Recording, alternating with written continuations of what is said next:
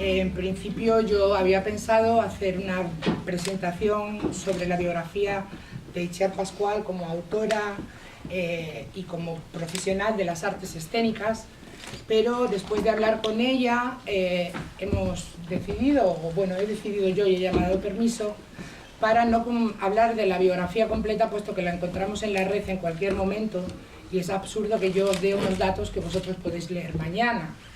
Simplemente os diré que Itziar nació en el año 67, que es licenciada en Dramaturgia por la la Real Escuela Superior de Arte Dramático de Madrid y en Ciencias de la Información por la Universidad Complutense.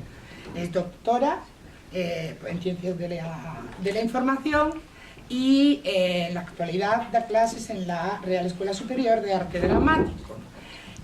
Su labor como dramaturga comenzó más o menos allá por el año 91 aproximadamente, hubo un primer texto, Confort, en el año 1992, Me llamo Blanca, también se publicó en el año 1992, y en el año 1995, en la Sala Pradillo de Madrid, a cargo de la compañía Araída Teatro y con la dirección de Guillermo Wilmot, estrenaron Fuga. Itziar es una dramaturga que está acostumbrada a trabajar a pie de escena en colaboración con el director mano a mano. De hecho, luego, después de que ella nos cuente un poco su experiencia profesional, hablaremos de la composición colectiva o de la creación colectiva. Pues ella ha trabajado mucho con una compañía extremeña que es Carlic, Danza Teatro. Aquí tenemos a Cristina Silveira, directora de la compañía y colaboradora de Itziar, colaboradora de Cristina en 2 de los últimos montajes. En la revista Primer Acto aparece en el número 344, que lo tenéis en la biblioteca, aparece un artículo que se llama A 4 manos y 20 pies, un título muy sugerente para la creación colectiva. Itziar ha estrenado obras de gran importancia, como veis, Las voces de Penélope, que quedó accesis del premio Marqués de Bradomín en el año 1997. Fue ganadora también del tercer certamen de teatro mínimo Rafael Guerrero, con un texto que tenemos la gran suerte de que este año va a ser puesto en escena aquí en este centro, como práctica de tercero de dirección escénica por una alumna del centro, Laura Durán, y bueno, pues vamos a poder ver a posteriori una obra suya sobre la escena para que entendáis su poesía. No sé mucho más que decir, todo lo que puedo decir de Itziar es bueno, fue mi maestra, le tengo un gran aprecio, aprendí muchísimo con ella sobre los recursos de la comedia, sobre las dramaturgias del movimiento. Sobre las dramaturgias del movimiento, además, me dio tuve una gran experiencia, pues ella, como docente, es muy especial, y empezamos a trabajar con la danza, con el cuerpo, con la historia de la danza, y llegó un momento, ella estaba trabajando con un autor, Garodí, si no recuerdo mal, y llegó un momento en la evolución de aquel curso académico en el que Itziar llegó una mañana a clase y nos dijo: chicos, tengo que daros una noticia. En mi promoción éramos 4 alumnos, con lo cual las clases eran pues como aquí, una cosita muy de tú a tú. Llegó muy triste, le vimos la cara, nos dijo: chicos, tengo que daros una mala noticia, y nos asustamos. La mala noticia era que había descubierto que el autor que escribía aquel texto por el que ella se estaba guiando para enseñarnos, para conducir aquella programación didáctica, no tenía una ideología coherente con el pensamiento que ella, o con su ética, ni tampoco con el que nosotros estábamos llevando en la clase. A mí aquello me maravilló, porque que una persona, un profesor del calibre de Itziar Pascual, reconozca delante de sus alumnos una equivocación en su pedagogía, no en su pedagogía, en el autor elegido para llevarla a cabo, me pareció de tal humildad que a partir de aquel día la consideré una heroína. Además, tengo muy buen recuerdo de sus clases, porque siempre iniciaba aquellas clases con una frase de un autor conocido y nos daba pues mucho juego, porque nos preguntaba siempre que si sabíamos quién era el autor, que si podíamos descubrir quién era, por la filosofía de la frase con la que comenzaba la clase. Y bueno, poco más puedo decir. Simplemente me llevó mi trabajo de final de carrera, le costó bastante, porque yo era tan burra como soy, todos me conocéis, y bueno, fue un trabajo duro, pero lo llevamos adelante, terminamos muy bien, lo montamos, Termatabarca, y solamente tengo que agradecerle cosas. Escuchadla porque realmente merece la pena. Muchas gracias.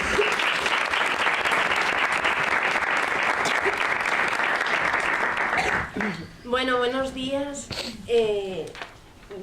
Deciros que es un placer compartir este espacio y esta jornada con vosotras, con vosotros. Deciros que es un placer compartir estos días, además de especial celebración, como Día del Teatro, ¿no? Compartir con vosotros y con vosotras estas jornadas que tienen que ver con la fiesta del teatro, con el pensamiento, con todas las actividades que estáis celebrando en este momento, con el certamen de textos teatrales, con la actividad de la revista Parábasis, en fin, con todas estas cosas que me parecen tan valiosas y con todo vuestro trabajo. Me siento en casa aquí, por muchas razones que Belén ha explicado. Me siento aún más en casa por la presencia de Belén, a la que quiero agradecer todas las gestiones, todos los mensajes, todos los cuidados que ha tenido y que tiene. Por supuesto también agradecer a Montserrat, que también me ha acogido. En fin, gracias lo primero por todo vuestro trabajo y por estar aquí. Cuando Belén me planteó un poco este encuentro, que yo percibo como un encuentro entre colegas, entre personas del pensamiento, de la acción escénica, teatral, y cuando me comentó también el propósito de que de estas palabras pudiera surgir también un trabajo que se pudiera albergar en vuestra revista, pensé un poco, claro, la diferencia entre escribir para un formato que es la palabra impresa y debatir. Entonces, yo tengo la suerte también de que después vamos a tener un espacio con Cristina, vamos a poder compartir una reflexión activa sobre la dramaturgia del movimiento, sobre la relación entre escribir para la escena, eso que Sanchis Sinisterra define como dirigir desde la escritura y escribir desde la dirección, ¿no? Este trabajo desde la noción de los lenguajes escénicos y desde el movimiento. Así que, si no os parece mal, yo os voy a leer unas palabras que pensé un poco con este pensamiento, ¿no? Con que sea también algo que pueda quedar para vuestra revista, y después entramos en esta otra parte, si os parece, más concreta, a lo mejor, más práctica, de la reflexión del trabajo de escritura, movimiento y escenario. ¿Os parece? Bueno, yo querría antes que nada compartir con vosotras, con vosotros, este es un poco el propósito de las palabras que he escrito, dado que estamos en vísperas del 27 de marzo, meditar sobre algunas necesidades y aspiraciones del teatro presente. Este es el propósito que quiero compartir. Aspiraciones y necesidades del teatro presente. Cuando se habla de necesidades, parece que inmediatamente vamos a referirnos a las materiales, obviamente, ¿no? Tal vez por la evidencia y por la obviedad de lo que estamos viviendo en estos momentos.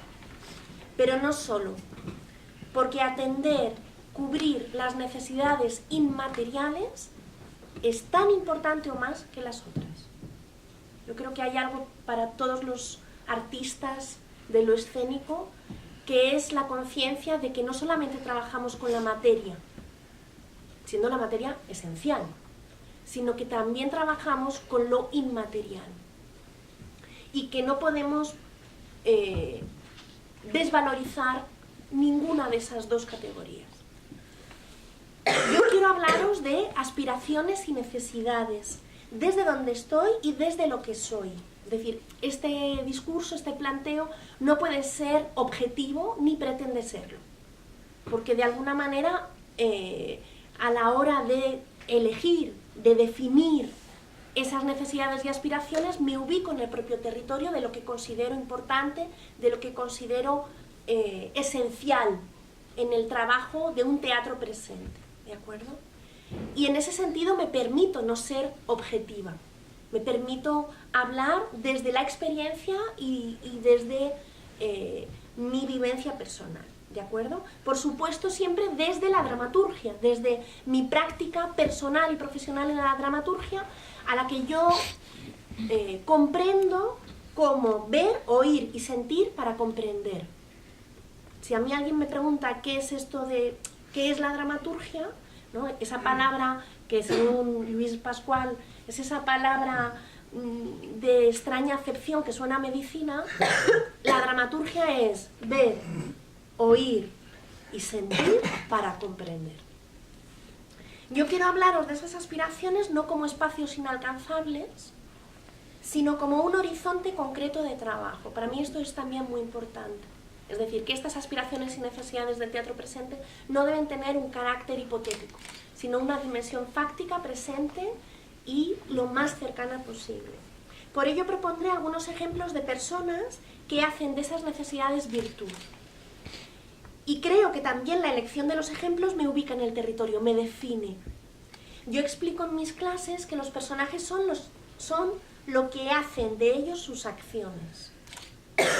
Aquí elegir, decidir es hacer, ¿de acuerdo?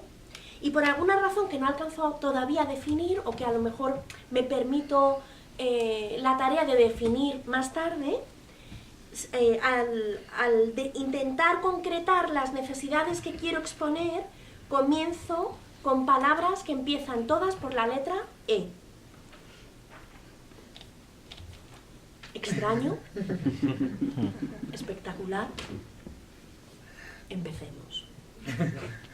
Entonces, ¿eres una vez? No, esta forma de empezar es un poco clásica. Empecemos con la letra E de experiencia. Creo que una tarea clave del teatro presente es esta: ofrecer la honesta oportunidad al espectador de vivir, de enriquecer la experiencia humana. Frente a las promesas del impacto, de la conmoción, del shock, frente a la falsa intensidad en tiempo real que se disipa en el inmediato olvido, experiencia. Experiencia es ese perfume esencial de lo que perdura, de lo que no nos deja indiferentes, porque nos concierne, porque nos mueve. La poeta Gloria Fuertes lo decía en un poema luminoso titulado Poética. Si hay poetas que escriben bien y no dicen nada, es que no escriben bien. Lo afirma Gloria Fuertes. No podemos tener miedo al decir. Debemos decir claro, dejándonos la piel para encontrar el modo. Porque casi siempre el problema es cómo decir lo que no sale de nuestras bocas o de nuestros pies. Cómo proteger el tesoro frente a lo predecible, lo ya dicho, el infierno. Luis Rosales lo indicaba también en un poema deslumbrante, del que recojo un fragmento. Decía Luis Rosales: tal vez para escribir hay que empezar por el principio, y el principio es cambiar nuestra actitud vital. Cambiarla totalmente, ya lo sabes, hasta enterrarse un poco para llegar a las raíces. Esto es contravivir, y a causa de ello, para pensar en algo, estoy fumando. Necesito un prodigio, y quizás el prodigio no es más que un empujón de sordo en la pared del mundo, una palabra imprecisable, y en su realización tienes que distinguir entre lo ambiguo y lo impreciso. No pueden confundirse. La ambigüedad, ya lo sabéis, es el pulso corporal del poema. La imprecisión es el infierno conocido. Claro, los poetas dicen lo que queremos decir los demás, pero bonito y corto. Yo querría, por tanto, seguir con otra E fundamental, que es la E de escucha. Creo que el teatro presente debe estar a la escucha, con agudeza, con toda la atención de la sociedad de la que emana. Una sociedad dolida, cambiante, contradictoria, perpleja, una sociedad que no sabe bien qué hacer con sus jóvenes, con sus estudiantes, con sus artistas, con sus trabajadores, con sus niños, con sus soñadores. Una sociedad que a la vez es chejoviana y beckettiana. Un teatro que comprenda estas circunstancias, que se exija estar ahí, a la escucha, no debe conformarse con la apariencia de la actualidad. La actualidad nos recuerda Italo Calvino. Miro a Belén porque Italo Calvino formaba parte de nuestras lecturas. Es apenas ese ruido de fondo que se disipa cuando tocas el corazón del presente. No basta que la indumentaria, el atrezzo o la palabra parezcan de hoy. Lo que duele, lo que importa, ¿lo es? Un ejemplo de escucha sostenida durante más de 50 años de vida teatral nos lo da, para mí, la revista Primer Acto, y en particular su director José Monleón.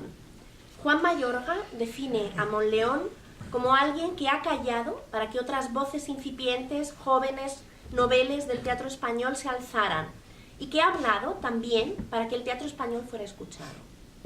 Primer Acto ha tenido el difícil don de escuchar siempre a los jóvenes, sin paternalismos, sin condescendencias, sabiendo que lo joven es apenas un adjetivo transitorio, que lo que importa es lo que está latiendo ya como fuerza viva, como necesidad expresiva, pero sabiendo también que toda generación artística, que todo grupo de jóvenes creadores necesita encontrar un espacio para manifestarse, y que si la revista aspiraba a seguir viva, en el corazón del teatro español debía estar a la escucha.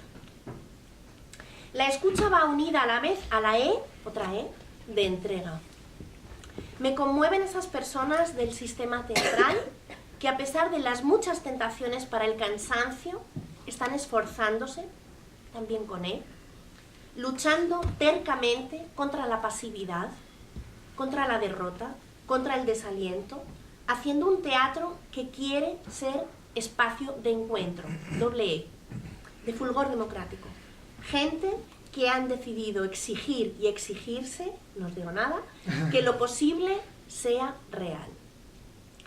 Mi admiración por su entrega a José Sánchez Sinisterra, que después de cumplir los 70 años de edad, con una carrera elocuente a sus espaldas como dramaturgo, director de escena, docente, ha abierto un espacio teatral en Madrid sin ningún tipo de respaldo económico, sin ningún tipo de subvención, sin ningún tipo de apoyo de nadie, salvo de su propia tenacidad y de la gente que cree en lo que está haciendo, con el propósito precisamente de dar talleres, propiciar lecturas, facilitar ensayos, generar debate.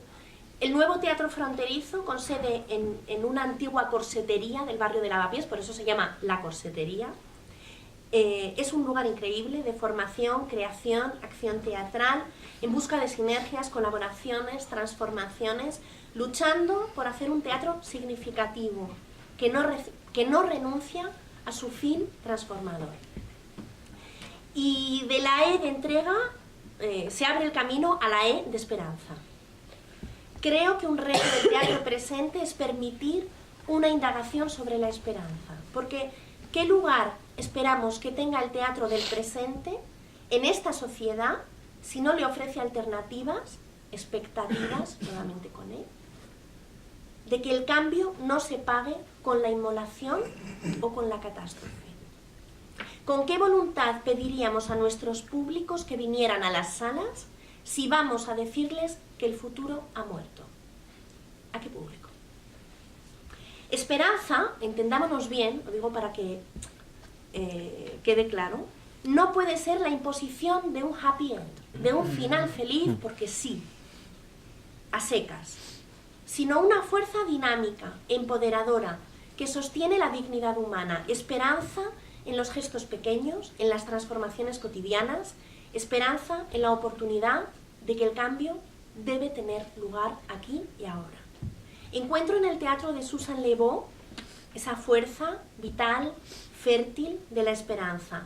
Susan Le Beau, una dramaturga quebequense que ha dedicado pues, la mayor parte de su vida al teatro para edades tempranas, y una mujer que ha trabajado, ha dado talleres, ha estrenado sus creaciones en España, es para mí no solo una autora imprescindible del teatro presente, sino un ejemplo de tenacidad, de coraje personal, de lucha poética. Una obra como El ruido de los huesos que crujen, en castellano publicada en primer acto, no debería ser desconsiderada para quienes se pregunten cómo presentar mundos complejos donde la grisura se extiende con todos sus matices, con su carga de dolor y de desesperación, pero también con la oportunidad de la acción y del cambio y por tanto de la esperanza. Y de la E de esperanza a la E de elegancia, que también me parece importante. De elegancia, de excelencia. Para mí, insisto, esta es una posición personal ante el territorio, muchas es carga Eva Yerbabuena. Admiro de Eva Yerbabuena la investigación de los lenguajes, el riesgo, el no dejarse llevar por lo sabido, el poder de hacerse valer ante un tsunami de toses de turistas confundidos. Ver Ay de Eva Yerbabuena me produjo una conmoción interior. La elegancia aquí no es una categoría exterior.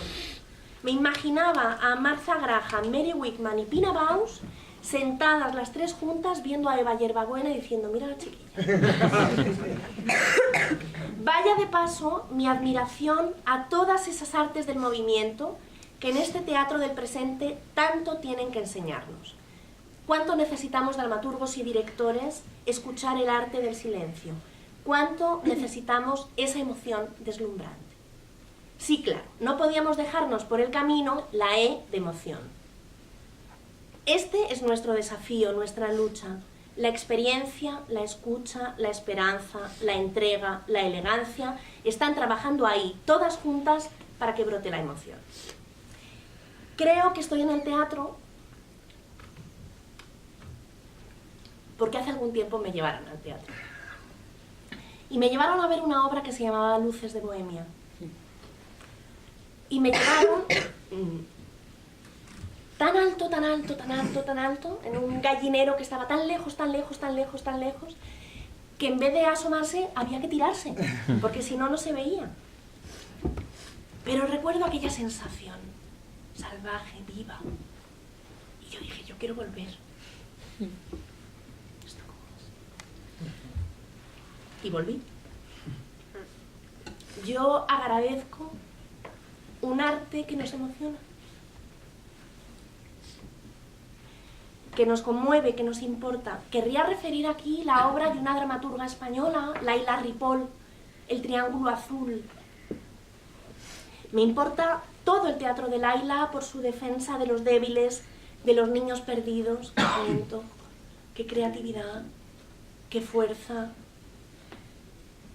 Por su conciencia crítica y política. Yo creo que hay algo muy rico que nos enseña Laila, que política y poética no tienen que estar separados, que la conciencia crítica, que la capacidad de hacernos preguntas sobre nuestro pasado, sobre nuestra historia, sobre nuestro presente, no tiene por qué estar exenta de una investigación en los lenguajes, de una fuerza poética, de un atrevimiento creativo, ¿no?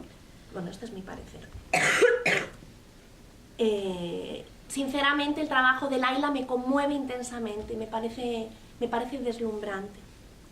Y aquí debería referir a muchísimas compañías, a muchísimos creadores, a muchísimos artistas. Permitidme que acepte la imposibilidad de referirlos a todos, de referir a tantas y a tantos, ¿no? He tenido la suerte de ver estrenar a Rodrigo García su primera obra, siendo un chiquillo. Acera derecha, qué aliento, qué conmoción, qué talento. De deleitarme con la zaranda, qué raíces, qué fuerza. De emocionarme y de sonreír con la tortuga de Darwin de Juan Mayorga, qué poderío. De no dar crédito con el Caballero de Olmedo de Miguel Narros, un tal Carmelo Gómez, que hacía el papel de Don Alonso. De disfrutar un cumpleaños con el misántropo de Molière, Miguel del Arco, en estado de gracia. Y qué decir de los actores, de las actrices, qué decir de Berta Riaza en Mérida, de Ana Lizarán, de Teresa Lozano en el Teatro Llura, de la Valdés, de la Valdés, de la Valdés. Hay que tener duende para ser la Valdés. En fin, la lista es interminable y es imposible terminarla. De forma que en este periplo de la letra E, la emoción me ha traído de vuelta a Extremadura.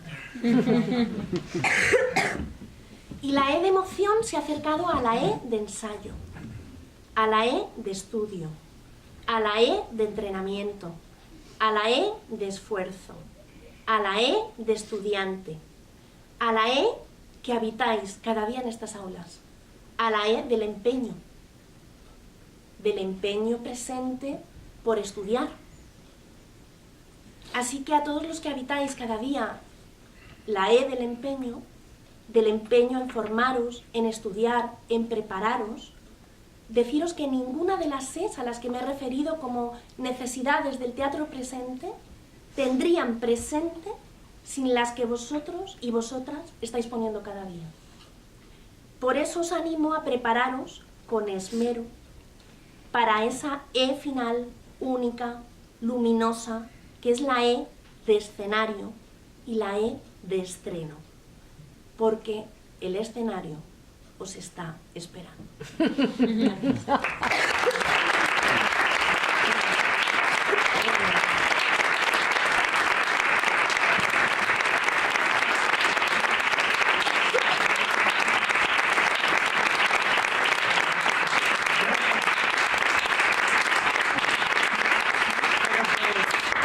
Después de escuchar estas palabras de Itziar, que creo que os habréis dado cuenta que merecía la pena simplemente por escucharlo, como su narratividad, su poética, cómo trae al presente todas las necesidades que tiene el teatro de una manera, con una delicadeza, con una creación de imagen que es maravillosa.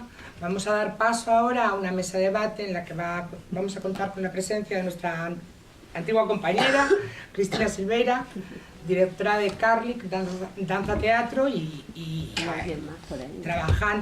ha trabajado mucho con Itziar. También va a estar en la mesa Isidro Timón, alumno de tercero de dirección, dramaturgo con varias obras estrenadas, por destacar alguna: Antígona ante el siglo XXI, La maleta, etc. Podéis pasar, chicos, ¿eh? También está con nosotros Nuria Ayuso,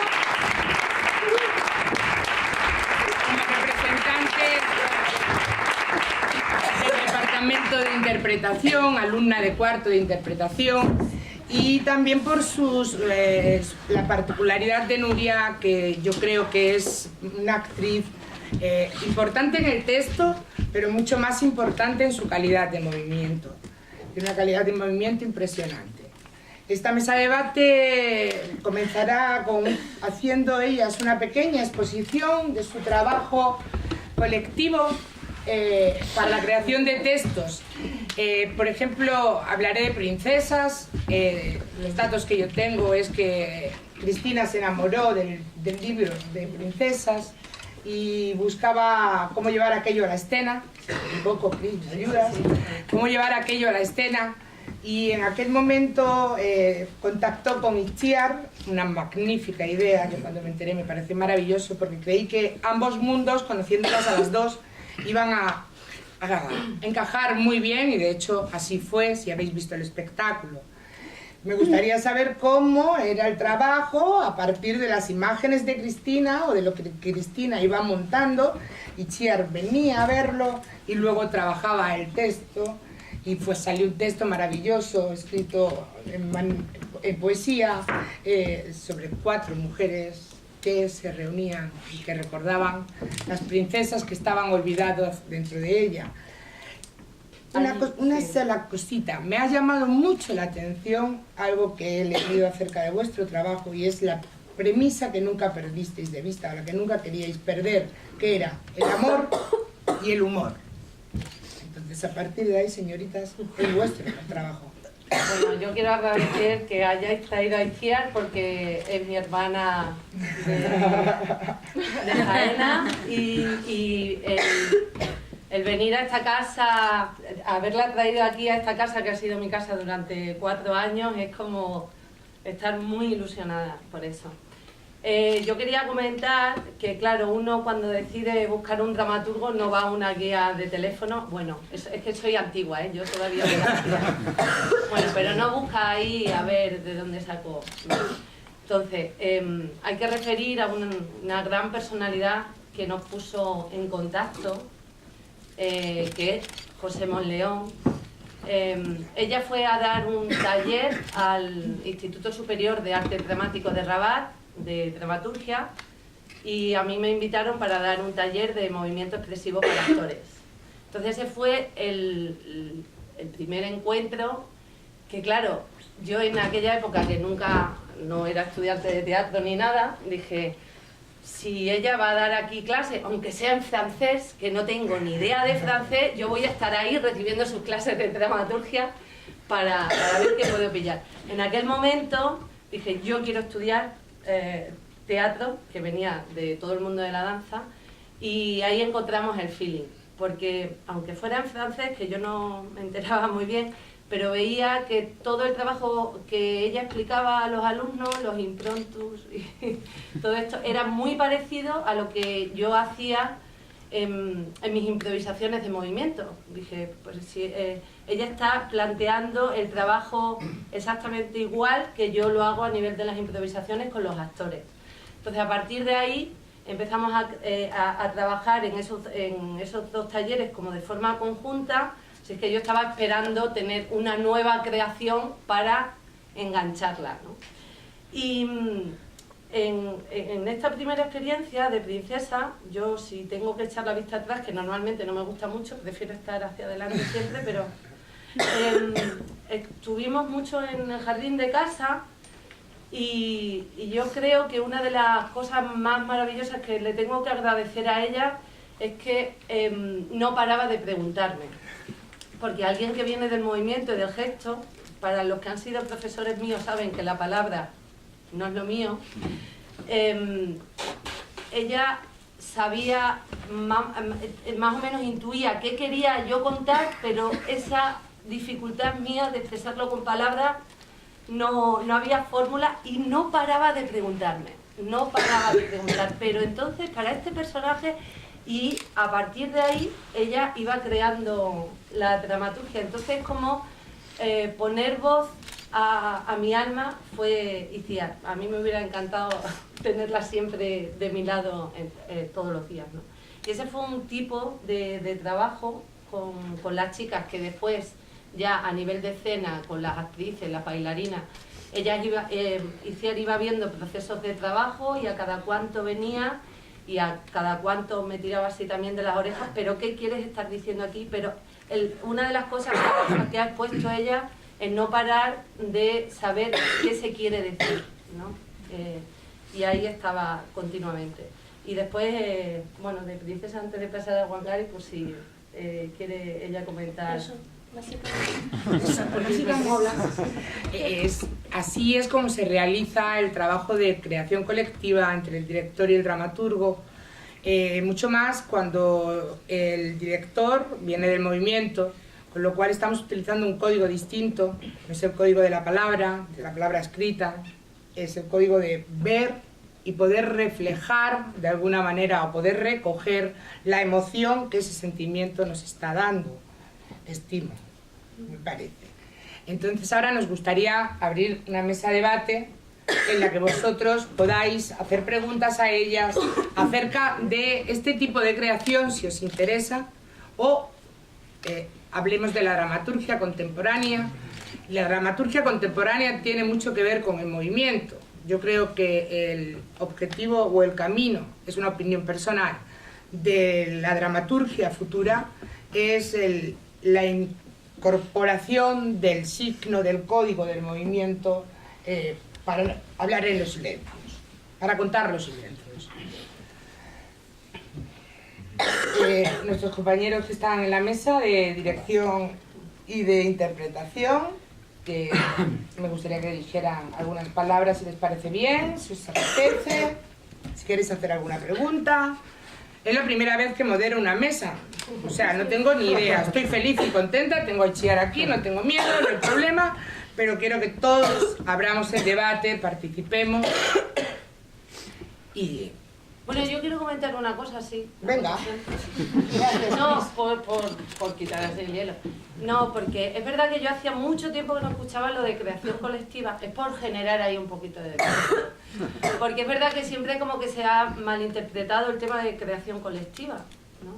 Entonces, yo confío más en que todos los que componen un equipo de trabajo son creadores.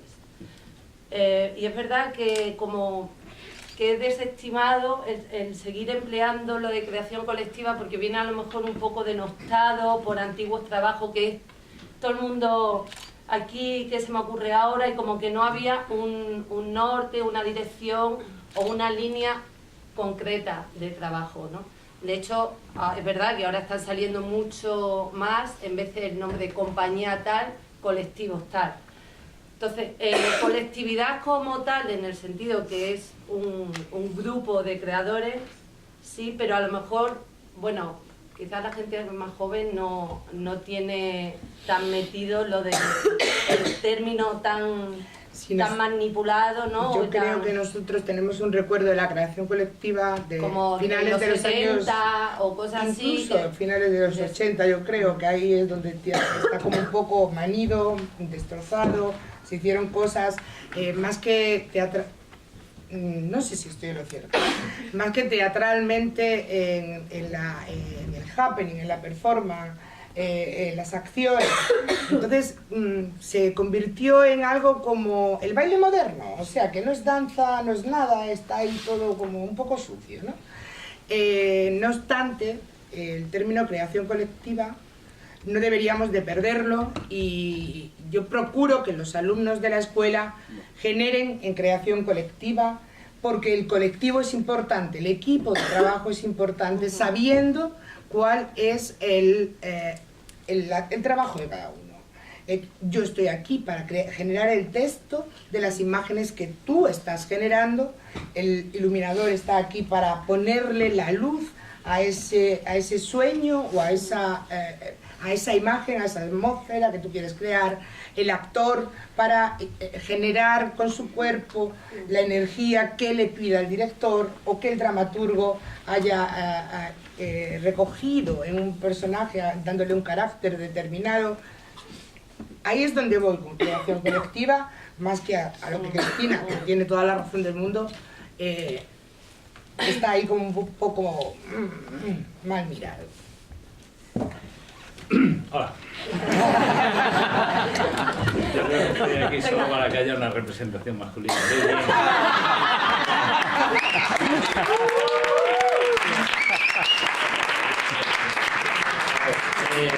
Yo pienso que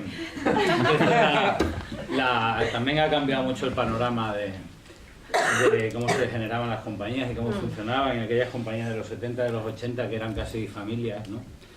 Y que por lo tanto la creación colectiva estaba garantizada porque vivían juntos prácticamente y pasaban 26 horas al día juntos. Pues eso fue cambiando, digo por situar un poco, y ahora es un hecho, es una decisión voluntaria, ¿no? Es decir, Cristina busca a su dramaturga y su dramaturga entra en el juego y trabajan juntas a ese nivel. Por supuesto, todos los estamentos, todos los que participan en una producción son creadores, y eso ya lo aceptamos todos, ¿no? Los actores tienen su espacio de creación, el dramaturgo el suyo, y estas experiencias son muy interesantes y a mí me interesa mucho hablar de ellas porque, bueno, ya han contado un poco cómo se iba elaborando, ¿no? En la mente de la dramaturga lo que quería decir, que en este caso venía más de la danza, aunque también tenía experiencia teatral, de Cristina, ¿no? Entonces la evolución un poco de todo eso es que ahora, si queremos apostar por eso, tenemos que buscarlo, que ya no somos familia, sino que yo busco a alguien para trabajar con él porque me interesa mucho, y yo creo que no debemos dejar de lado a la música, que la música es importantísima en ese sentido y cada vez son más, y yo lo digo como propuesta, trabajar con gente que compone y que la gente que compone esté metida en el proceso, o por lo menos que lo visite de vez en cuando y que hable mucho y que se comparta mucho. Entonces yo creo que esa es la fórmula ideal en esto, que es por donde parece que ha empezado esta mesa de debate, ¿no? Que es la creación colectiva, que me parece importantísimo porque es un poco que todos los que participan, sobre todo en la primera fase del trabajo, estén empatizados y se busquen unos a otros y se genere ese trabajo. Y luego cuando pase ya a la segunda fase, que es los ensayos, ¿no? Pues se abre también ese proceso creativo para los actores y para los ejecutantes de la música o lo que sea, ¿no? Según la capacidad de la producción. Todo esto, por supuesto, es un sueño. O sea, cada vez es más difícil o cada vez es más fácil, porque como ya nadie cobramos por nada en este mundo, pero realmente si nos vamos al suelo y a la tierra, pues esto es casi una cosa de voluntades y de ganas de seguir y de hacer y de llegar, y entonces yo quiero que tire por ahí un poco el debate también.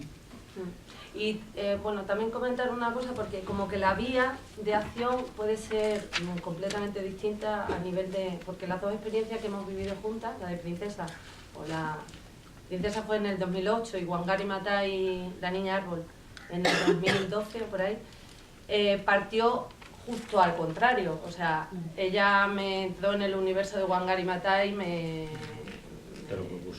adentró bien en toda la historia de esta gran mujer y tenía clarísimo más o menos el tema, y cuando ella me lo iba proponiendo los ítems, yo decía, ¿y esto yo cómo lo hago?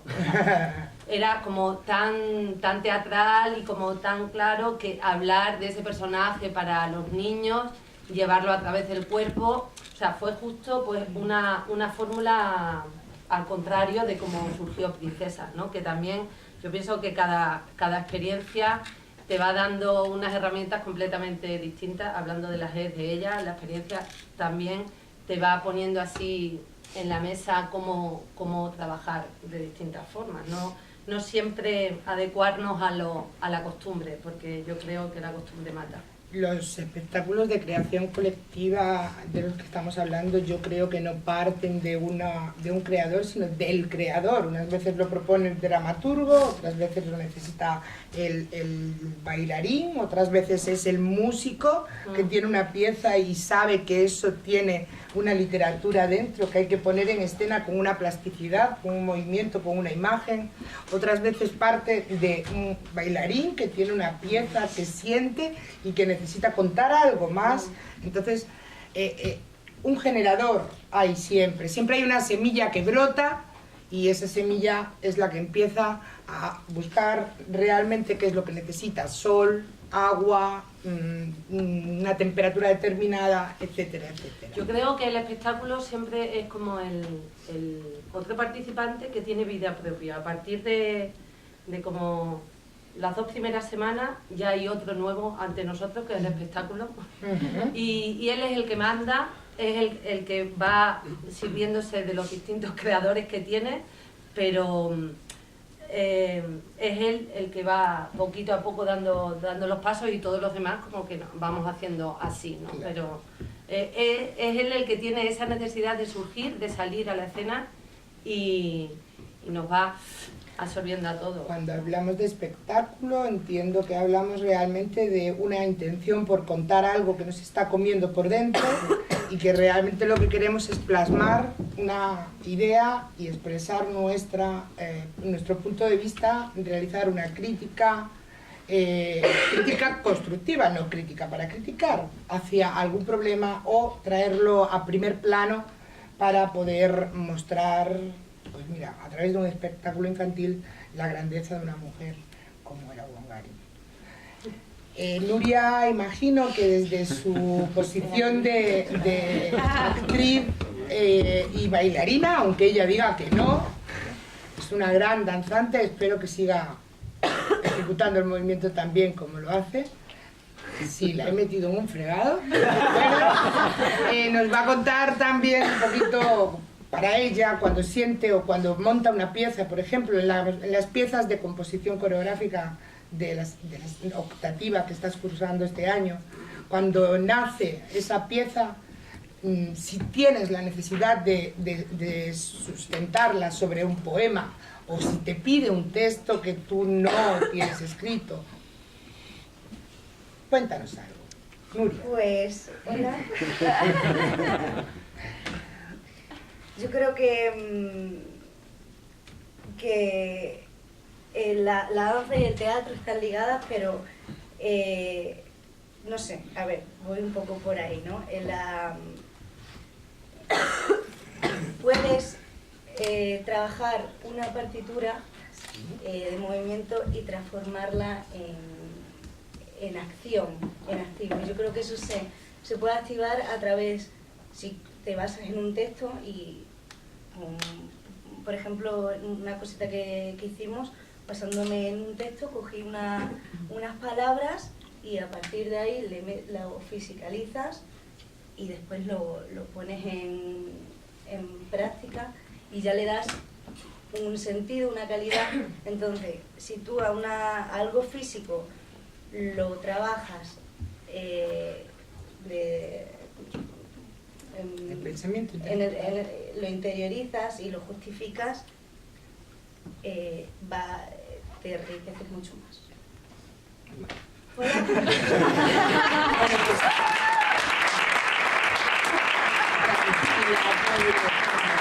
de esta manera hemos comenzado este coloquio, que espero que sea coloquio. A ver, lo que quiero decir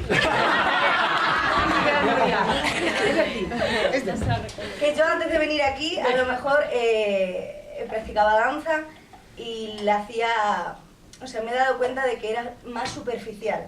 Y una vez aplicado a los conceptos que trabajamos, el actor se hace mucho más profundo. Lo siente, o sea, lo interpretas mucho más. Y eso. Entonces yo lo flipo cuando veo, por ejemplo, montajes tuyos o con Cristinita, que estamos en contemporáneo, y es que es otra manera. O sea, no hay vacío, hay profundidad en el movimiento y en el cuerpo.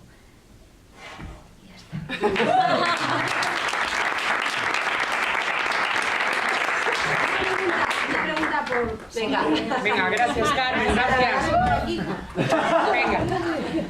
¿Cómo crear profundidad? A mí me interesan mucho las bases de ambos caminos, del gestual y del actoral, que parece que el actoral es el de texto, pero el actoral es el... No hay actores de texto sin cuerpo, ¿no? Sí. ¿O sí? Entonces, ¿cómo ganar esa profundidad? Eso me interesa mucho a nivel actoral. Y luego, lo que habéis estado diciendo, desde la dirección, el qué contar. Que yo creo que es algo que se pierde muchas veces en muchos espectáculos, un poco devorados por la economía. Ya está, ya podéis ir a ver para allá. Yo te respondo de la dirección. Venga. Sí, la dirección ¿El de qué contar? y lo que decía Nuria sobre la Y profundidad. la profundidad empieza. No, la verdad, el gesto... Sí. Silveira. Ah, lo de la profundidad. No, pero van para la mesa vale. las dos reflexiones. Bueno, lo de qué contar, yo siempre me tiene matada eso, que tú como profesora mía lo sabes también, que hemos hablado mucho. Yo me tiré 10 años con la danza contemporánea y con todos los problemas que ha acarreado la danza contemporánea de pajas mentales, lo digo aquí en público, y muy bien, y nos amamos mucho el cuerpo y todo lo que el cuerpo puede dar. También hay un lenguaje para trabajar con el que contar también a través del cuerpo. Pero hubo un momento que empecé más con el teatro físico y con un director en concreto, que Andrés del Bosque también lo conoce, que ya supongo que no está aquí, pero que es Mauricio Celedón, y empezábamos a trabajar a través del movimiento y era, pero ese movimiento, ya deja de darte tantas vueltas, deja de tal, pero ¿y qué me dice? ¿Y qué me dice? ¿No? Eso era cada gesto que quería contar, sin necesidad que esto se pusiera en algo de el hiperexpresivismo y ponernos en plan de tal. Pero más me llegó la necesidad cuando tuve que montar la segunda pieza de teatro para niños y niñas, que fue Princesas, que ahí dije, tengo que saber bien qué decir, porque a lo mejor la parte más estética, la parte de... Yo era muy de lo que el público, que cada uno intente saber lo que se quede y que él se la guise y que él se la coma. Pero con los niños tenía como una responsabilidad que dije, no puede ser. Y no era dárselo todo mascado, no, es que o yo me aclaraba de saber qué tenía que contar, o si no, no te pongas ahí a decirle qué bonito es la vida a los niños, ¿no? Entonces esa fue la mayor de las necesidades. Y gracias al trabajo con ella y todos los, creo que llaman 3 o 4 para niños, empecé a rescatar que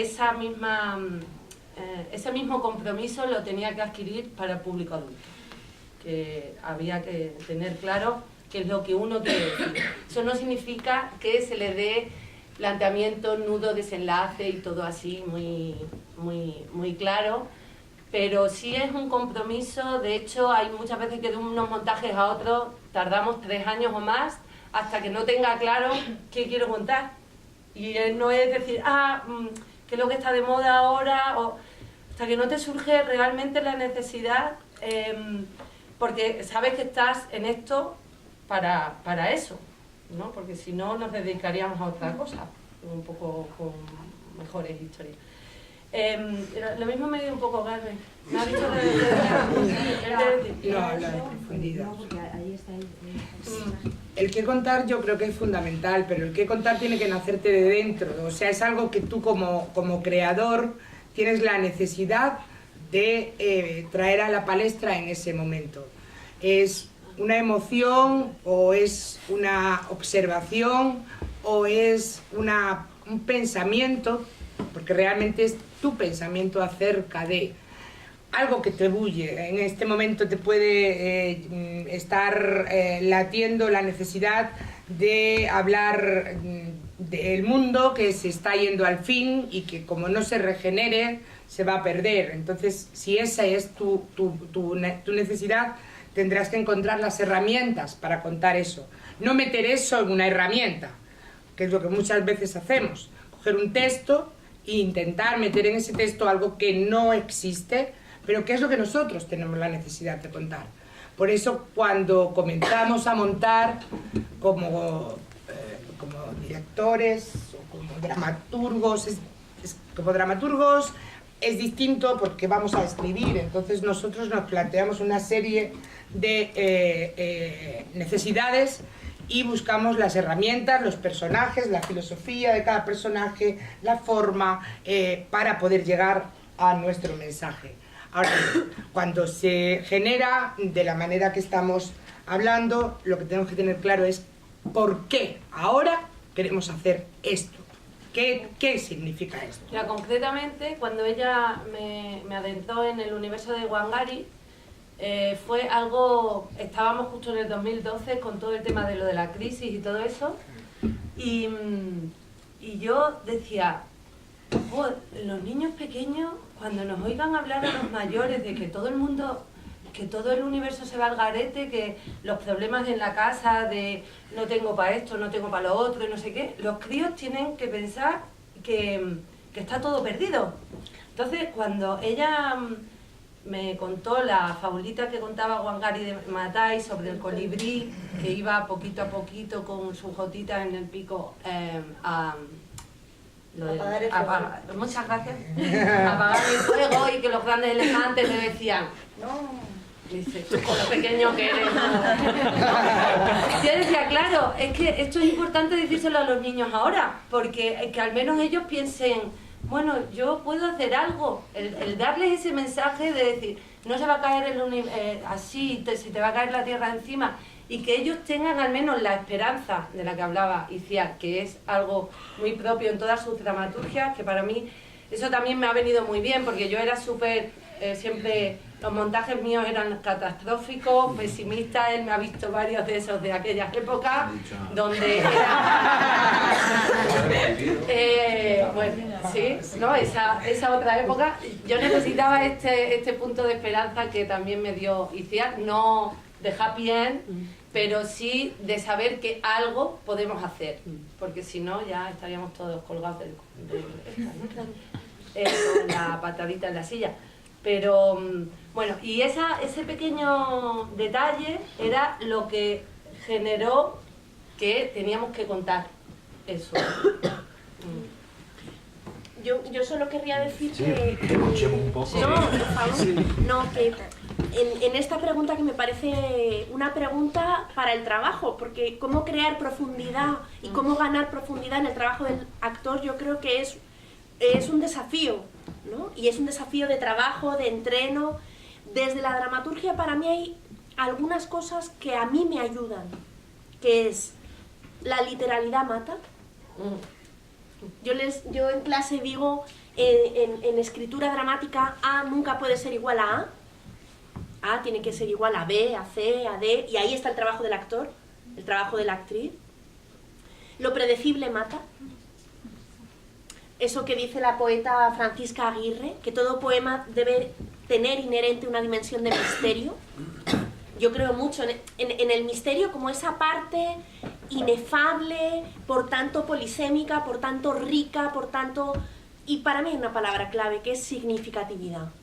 Menos es más, y trabajar siempre buscando qué es lo significativo. Yo creo que hay siempre un peligro en la escritura, que es la elocuencia y el manierismo. Pero digo en la escritura, pero para mí sería también en otros lenguajes. Creo que en la plástica puedes caer en el peligro del manierismo, creo que en el movimiento puedes caer en el peligro. Y yo creo que es muy importante lo que la compañera decía, ¿no? O sea, que todo está al servicio de construir colectivamente con el espectador una experiencia que se enriquece por la vivencia, por la emoción, por la dimensión del espectador. Para mí, este lío de cómo y qué contar, para mí hay una cosa también que me ayuda. Cuando intento trabajar en la escuela, ¿qué quieres contar? Es una pregunta que aparece, ¿no? Y el problema viene cuando es mucho más fácil hacer la pregunta que contestarla. Claro, vamos a decirlo también. Entonces el problema viene cuando está en este fragor emotivo. Hay una cosa que es como que es la carta a los Reyes Magos, ¿no? Que es que tú quieres, o sea, todo lo que está comprendido, tú quieres contar todo lo que está comprendido entre el tren eléctrico y la Station 4, ¿no? O sea, todo, entre todo. Y no, o sea, tú tienes que aceptar con humildad la incapacidad y la impotencia expresiva. Tú tienes que, para mí es muy importante plantear, define en una oración principal simple lo que quieres contar. O sea, porque es y nota a pie de página, ¿no? Como 4 páginas. No, oración principal simple. Ya, o sea, porque lo importante es simple. O sea, yo creo que también un problema que tenemos es el lenguaje.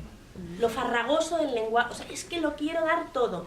Ya, pero como tenemos la suerte de que esto no es un viaje de una estación, sino de una vida, entonces permítete aceptar que esto es esto. Es una gota de agua. Y esta gota de agua puede provocar un efecto en el corazón y en el alma de una persona que le sirva y que le alimente y que juegue y que te lo devuelva, pero es una gota, no es un pantano. Entonces, para mí ese principio de humildad, de aceptar humildemente que lo que tú vas a contar es muy pequeñito. Pero qué orgullosos estamos de esto que es muy pequeñito.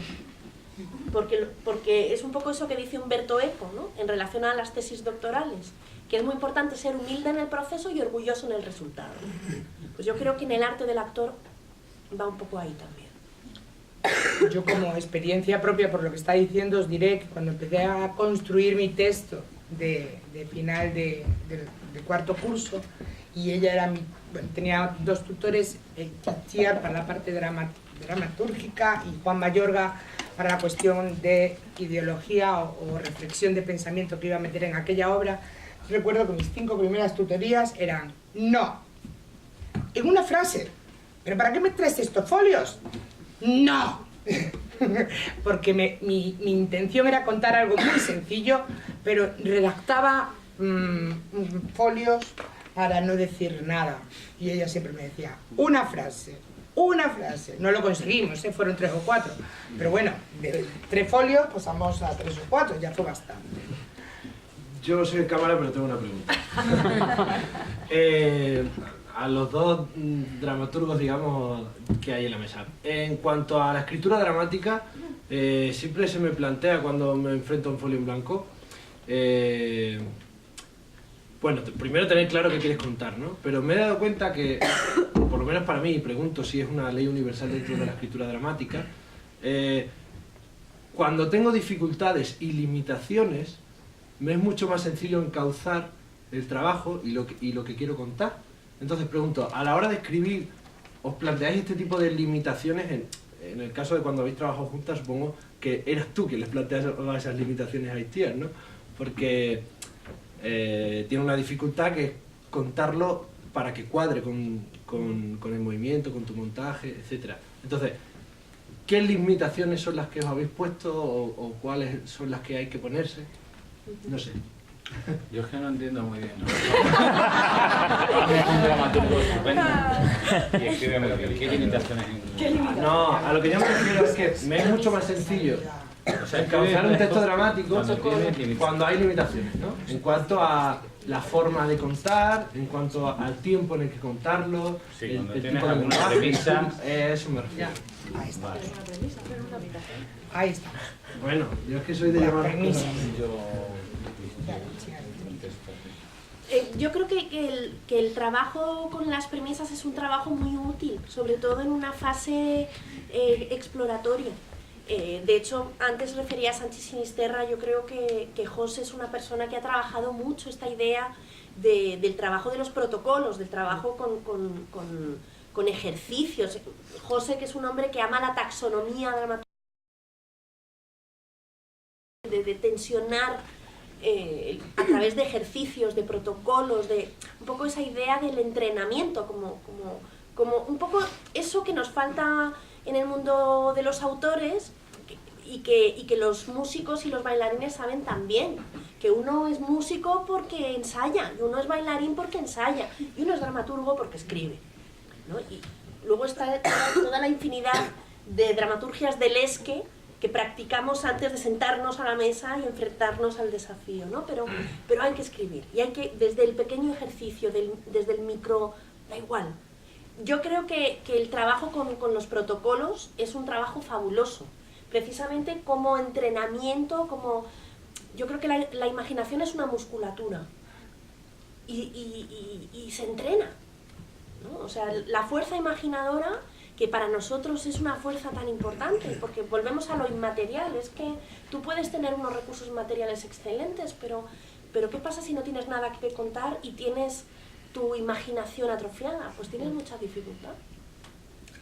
Y yo creo que es muy interesante ese tipo de línea de trabajo. Entonces, y sobre todo el irte también poniendo premisas a ti mismo, ¿no? Y poder jugarlas, ¿no?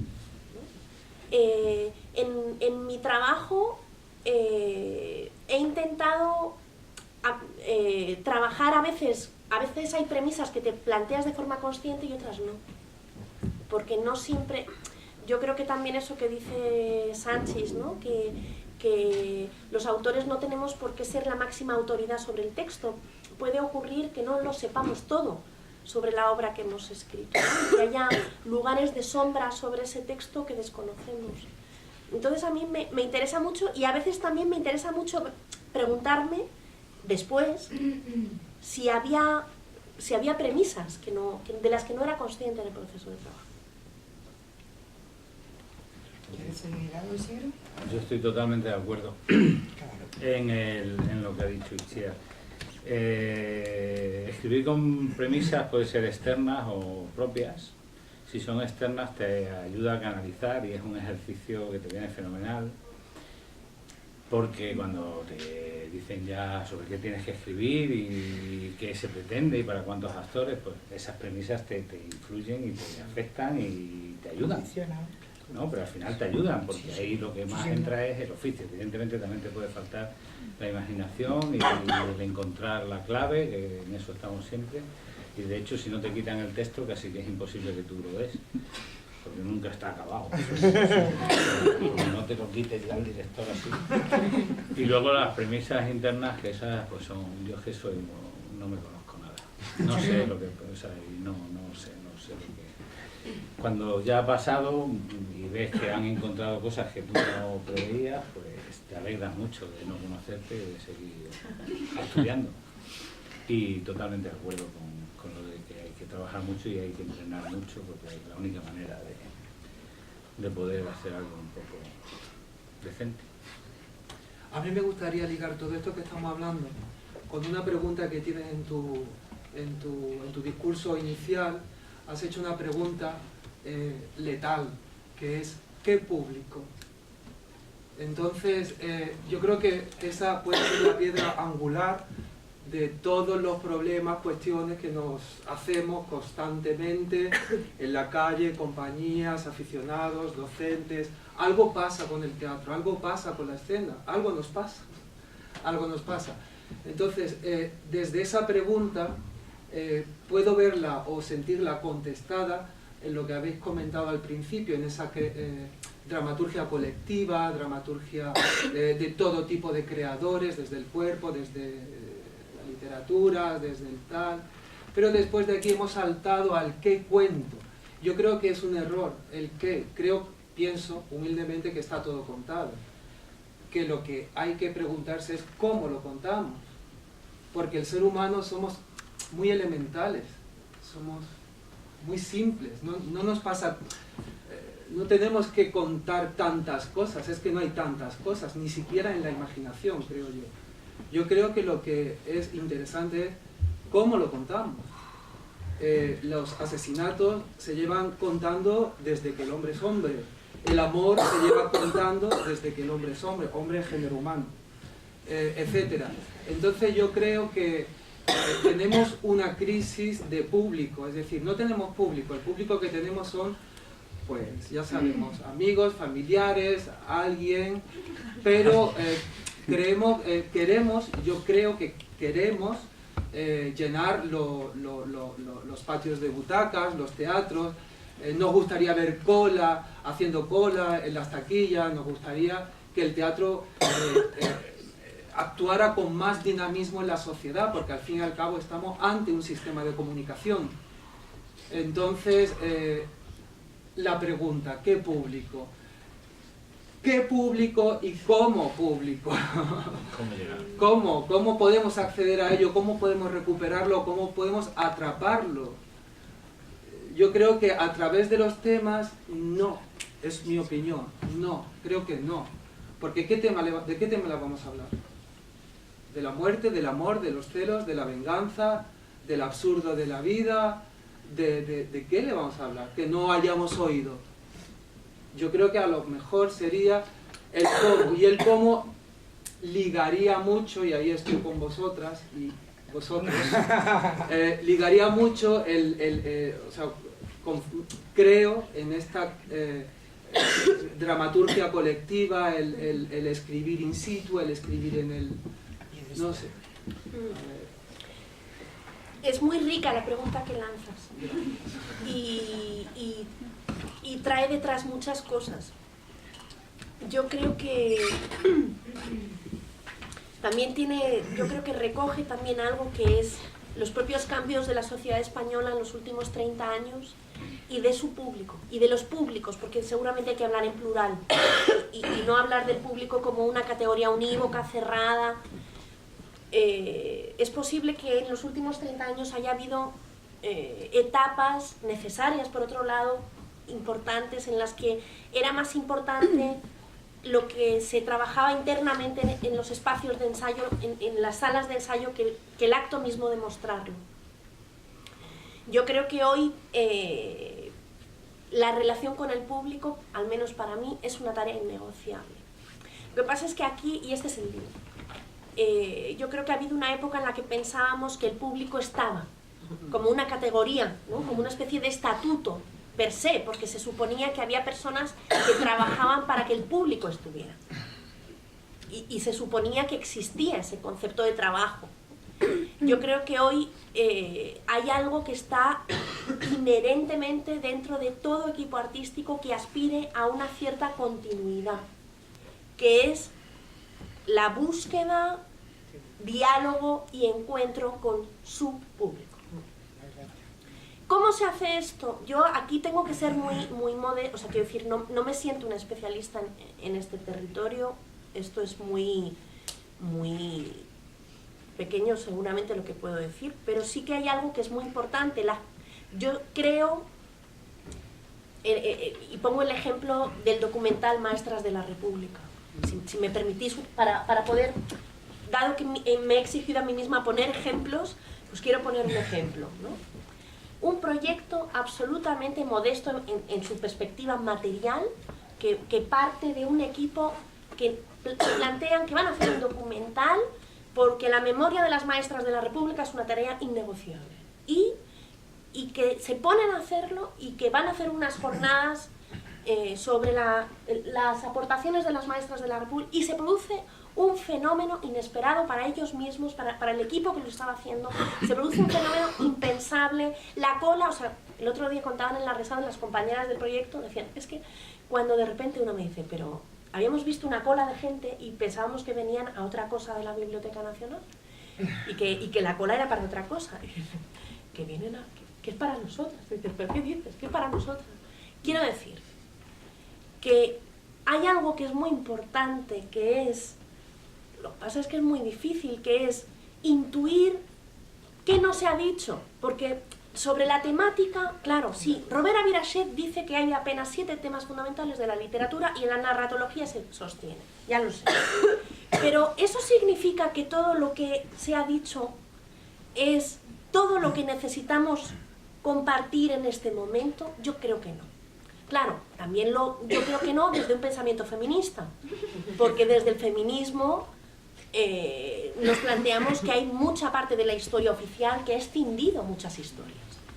Y porque desde el feminismo nos planteamos precisamente que ha habido un aminoramiento de la presencia de las mujeres en los relatos, y en las ficciones, y en el discurso, y en la significatividad que eso tenía. Es decir, y como creadora, si yo pensara que todo está dicho, es altamente probable que mi propia fuerza creadora se aminorara. A lo mejor también hay una parte mía que dice, es que como yo llegué a la conclusión de que todo se ha hecho, ¿qué voy a hacer yo? En ese sentido, yo creo que hay una doble tarea, que es trabajar, o sea, y partir de una premisa que es ¿a qué público? Es una pregunta dramatúrgica. O sea, yo no puedo hacer esta pregunta desde la mercadotecnia, desde la producción, porque son territorios en los que hay gente mucho más cualificada que yo, obviamente. Pero desde la dramaturgia es ¿a quién me dirijo? ¿Qué persona, qué gente puede tener una complicidad con lo que yo quiero contar? Y la tarea es, o sea, y en eso Susan Le Beau, pongo el ejemplo de Susan porque sí lo conozco y me parece clave. O sea, una cosa que a mí me admiraba del trabajo de la compañía de Susan Le Beau era cómo, claro, llevan 40 años haciendo teatro para la infancia y girando por todo el mundo haciéndolo. Y estrenando en la Comédie, o sea, en Cádiz dirían no ni nada. 40 años de trayectoria, sosteniendo una compañía, girando por todo el mundo, escribiendo, y una cosa que Susan hace con su equipo es, por ejemplo, El ruido de los huesos que crujen, una obra que es las niñas soldado, lo que viene siendo comercial. Lo que, ¿no? Lo que en un criterio de programador al uso, lo que viene siendo comercial. Teatro para edades tempranas, teatro para la infancia, con la temática de niñas soldado. Niñas, además, con una conciencia de qué implica para las niñas el ser raptadas de sus comunidades, de sus familias, y ser sometidas a una jerarquización militar donde la violencia tiene todos los recorridos. Bueno, pues lo primero que hace es un trabajo desde la base, con los colegios. Con los colegios no como los colegios que llegan 4 autocares a llenar, no, desde el propio proceso creador, desde la propia escritura de la obra. Y además, un trabajo con las asociaciones. Y además, un trabajo con los colectivos, con el tejido social, con lo que llamamos sociedad civil. En la gira francesa del ruido de los huesos que crujen, la plaza que estaba más cerca de España era Biarritz. Me fui corriendo a Biarritz para ver la función del ruido de los huesos que crujen. Fue de las experiencias emocionales más poderosas que he vivido en mi vida. La Amnistía Internacional de Biarritz había trabajado en equipo con la compañía, con el Carrusel, para preparar una exposición sobre los niños soldado. La Asociación de Espectadores de Teatro de Bayona-Biarritz habían hecho la preparación y la acogida del público. Habían preparado un debate posterior en el que había gente mayor, niños. Aquello fue una de las cosas más apasionantes de mi vida. Ver a un niño de 9 años levantando la mano y diciendo ¿hay niños soldado en Francia? Y levantar la mano un señor de 78 y decir yo he sido un niño soldado.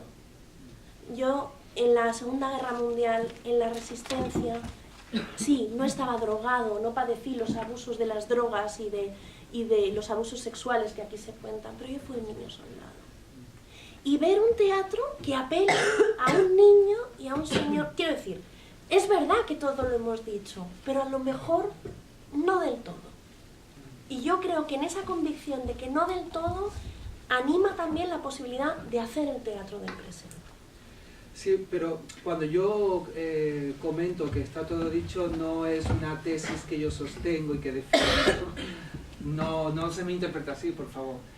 Lo que trato es de, arropándome en la hipótesis de que está todo dicho, pues buscar vías, que sería la dramaturgia colectiva o esta experiencia que acabas de comentar, que de alguna manera me responde, porque yo estoy ahí, yo pienso así, y es mostrarnos más allá del escenario, es decir, ir a los sitios, como tú has comentado, que fuéramos al instituto, que vino un niño, que vino un señor mayor, en fin, salir del ámbito del teatro como edificio, o del ámbito de la escuela como edificio, y mostrarnos a la ciudadanía como una gran herramienta de comunicación y no esperar aquí a la puerta a abrirles a ellos las puertas.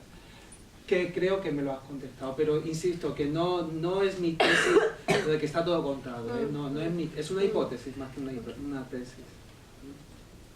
De todas formas es fundamental que nos pongamos en la parte del receptor cada vez que vamos a contar, porque nosotros podemos querer contar algo, pero también tenemos que preguntarnos si eso que queremos contar a alguien le va a interesar. No podemos lanzarnos, yo creo, a contar sin saber o sin ser conscientes, aunque no sea de la parte de producción, sino de la parte de creación. Lo que yo voy a contar, ¿hay gente que lo quiere escuchar? Pues posiblemente sí. Ahora, ¿cómo lo voy a contar para saber a quién puedo llegar? Dependiendo de la manera que yo elija para contarlo, llegaré a un nicho de mercado o llegaré a otro nicho de mercado. Pero siempre habrá alguien que querrá recibirlo si yo me planteé con anterioridad cómo iba a ser recibido, ¿no? O sea que tenemos que preguntarnos las dos cosas a la vez. ¿Qué quiero contar y quién me quiere escuchar? ¿O para quién lo voy a contar? Porque si no... Y el problema que tú planteas, que es la forma. Lo que pasa es que para mí va todo... en la forma además, claro, y la finalidad, ¿y para qué? Es que en la forma también te puedes entrar en la cosa de está todo hecho. Lo mismo que está todo dicho, parece que está todo hecho, ¿no? A nivel de forma. Entonces, yo opto más porque el contenido se puede coger distintas vías en lo que se quiere contar, aunque sean los temas universales, y no estar tanto en de qué forma, a nivel de forma, como tal, porque eso sí que es mucho más fácil ver, esto ya lo ha hecho fulanito, esto ya, es más fácil ver que está como todo hecho. Yo quiero hacer un momentito un inciso porque ella no lo va a hacer. Es que ha hablado ya varias veces de Susan Le Beau. Ella ha hecho un trabajo y está editado, yo no sé si lo tiene en la biblioteca aquí, pero yo recomiendo. La huella de la esperanza, ¿no? Es así el título, y tiene todo un trabajo sobre esta dramaturga para quien esté interesado para el trabajo de teatro para niños y niñas. Me parece que fue Asiter, ¿no?, quien lo publicó. Y bueno, yo lo recomiendo pues para que se traiga a esta biblioteca, porque es muy buen trabajo y a mí me sirvió muchísimo, muchísimo. Vale. Yo quiero volver a lo que ha dicho antes Belén, porque ha planteado que nos preguntó también qué quiere escuchar el público. Me parece una pequeña trampa porque ahora mismo a lo mejor imitas a Belén Esteban y llenas el teatro así por... Entonces le pregunta a Itziar, ¿no?, como dramaturga, si se pregunta más qué quiere el público o qué necesita el público. Porque sí es verdad que esta sociedad tal y como está necesita enseñanza, valores, entonces no es tanto lo que quieren como lo que necesitan, ¿no? Entonces a la hora de plantearte hacer una dramaturgia, ¿qué es más importante? Es muy difícil. Las buenas preguntas son para llevárselas a casa. Yo ahora me querría ir a casa a pensar. Te puedo intentar contestar con mi práctica, con el último texto que he escrito. El último texto que he escrito, que creo que ha sido la experiencia más difícil, más complicada, complicada en ese sentido en el que sabemos todos, ¿no?, qué pasa cuando no te sale, ¿no? ¿Qué pasa? Eso que decía Gades, ¿no?, cuando ensayaba, cuando ya te duelen los riñones, que los riñones te pueden doler de ensayar y te pueden doler de ordenador, da igual, son los mismos riñones, ¿no? Y te duele y Dios mío, y por favor. Ha sido un proyecto en colaboración con la Comisión Española de Ayuda al Refugiado, el nuevo Teatro Fronterizo de José Sánchez Sinisterra, La Casa Encendida y Le Monde Diplomatique, que está respaldando este proyecto de investigación. Es un proyecto que para mí ha sido revelador, que se titula A Salvo, y que es la oportunidad que se nos ha dado a una serie de dramaturgos de recibir la vida de un refugiado o una refugiada en Madrid.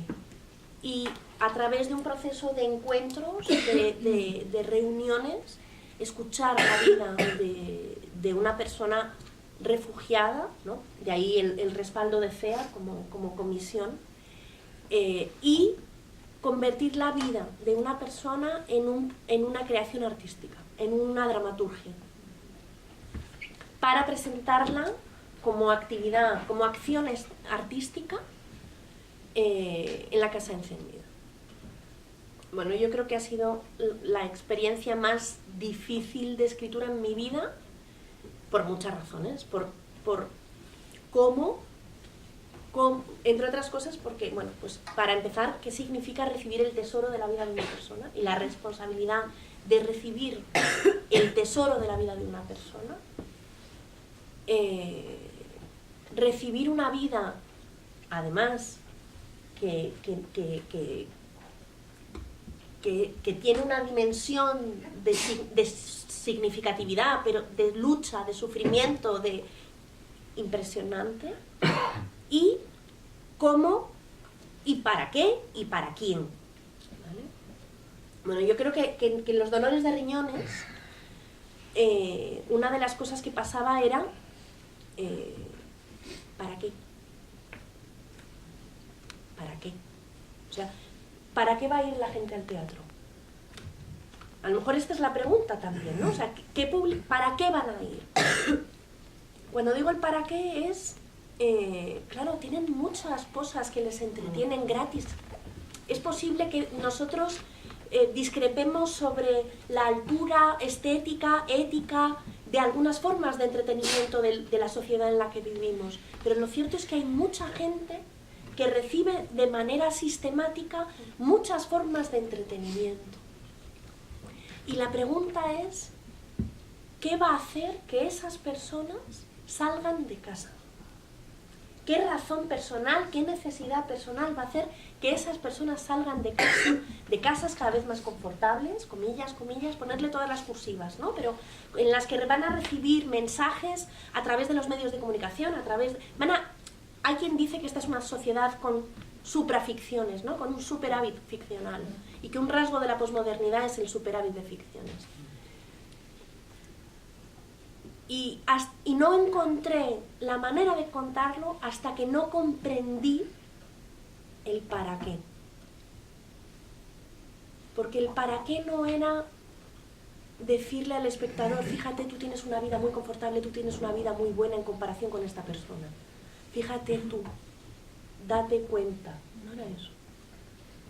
Yo tenía que encontrar algo que era fundamental, que era que esa vida, que además debía proteger, entre otras cosas porque había cosas que yo debía callar. Yo creo que un dramaturgo también es aquel que debe decidir dónde se calla.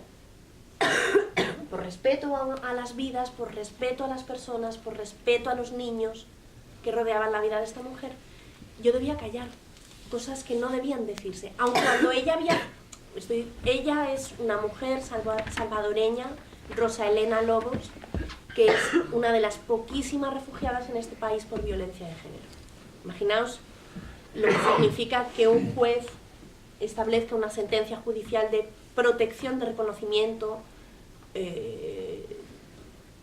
por violencia de género, ¿vale? Es algo muy raro en este país.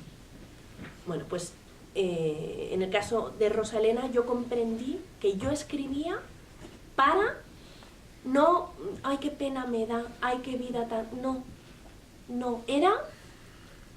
Y la propia Rosa Elena me lo dijo, ¿no? Hubo un momento en el que ella me dijo, ¿pero esto va a servir para que haya mujeres que luchen? Y yo me quedé así y dije, sí.